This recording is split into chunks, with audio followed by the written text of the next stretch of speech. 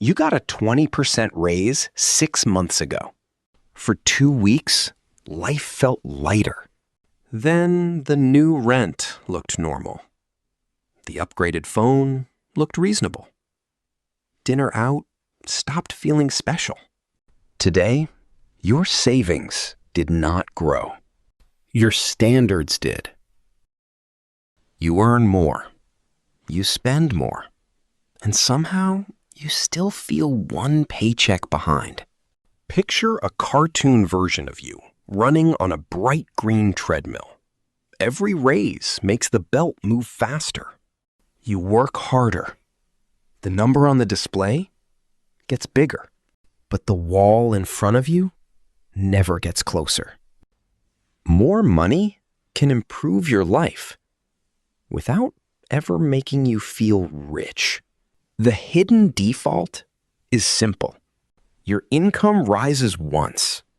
Your standards rise every day. A better paycheck does not arrive alone. It brings permission. Permission to stop comparing prices. Permission to replace things sooner. Permission to call convenience necessary. At first, these choices feel temporary, a reward, a small upgrade.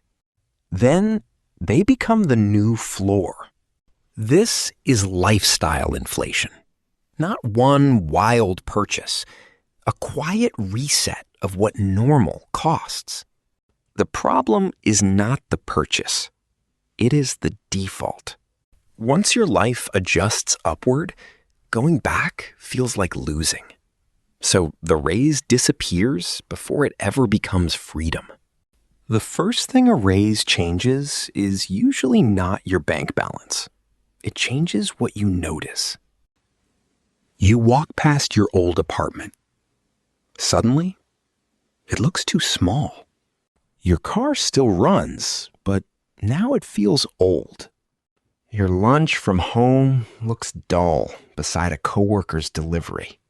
Nothing became worse. Your reference point moved. This is the income version of the hedonic treadmill. New comfort feels powerful at first. Then it fades into the background. The upgrade remains. The feeling does not. Stop. That is the trap. You keep paying the higher price for an emotion that already left. A practical shift starts before the next raise arrives. Decide how much extra income keeps your current life unchanged. Move that amount automatically on payday. A budget fails when it depends on remembering. Your lifestyle can still improve, but it should improve on purpose, not by reflex. Because the raise is not the real leak. The real leak is what the raise permits. Your phone buzzes. A premium plan offers faster delivery. The bigger apartment is only one promotion away. Each choice fits inside the new paycheck. Together, they build a more expensive default. Picture a leaking bucket. Your salary pours in faster, but the holes widen too. Every increase creates another opening.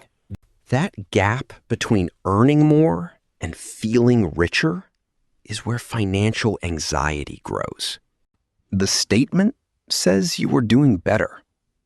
Your nervous system says there is still no room. So give the raise a job before your spending habits assign one.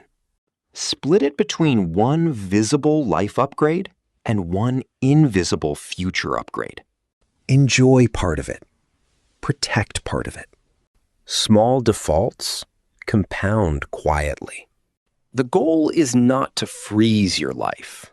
It is to stop every improvement from becoming permanent overhead. Look at your last raise. What changed first? Your savings or your standards? Maybe it was not a luxury car. Maybe it was food delivery twice a week. or a cleaner every month. This is why lifestyle inflation is hard to see. It rarely looks reckless. It looks deserved.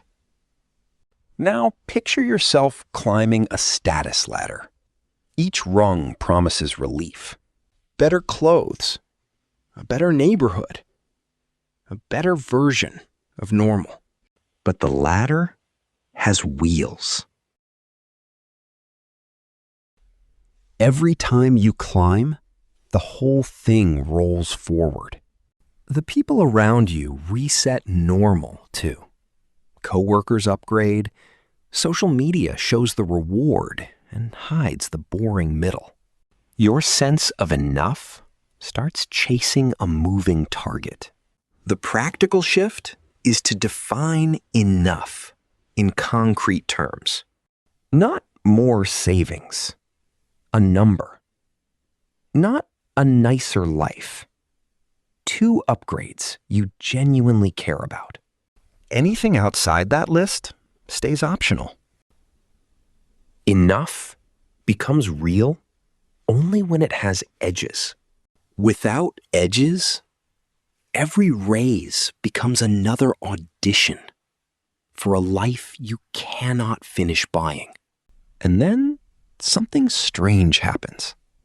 You finally reach the income you once dreamed about, but it no longer feels impressive. The old goal has become the new baseline. You stop seeing the extra money as extra. It becomes housing money, convenience money, normal life money. Losing it would hurt. Having it feels ordinary. You got more money, but your default got more expensive. This is where personal finance becomes money psychology. The numbers matter, but the feeling of enough depends on what your life silently treats as required. One rule: no new recurring cost for 30 days after a raise. No new lease. No upgraded plan. No permanent expense, while the raise still feels new. Let the income arrive before your lifestyle absorbs it. During that month, watch what still feels urgent. Most upgrades lose some shine when delayed. The easiest choice usually wins, so make waiting the default.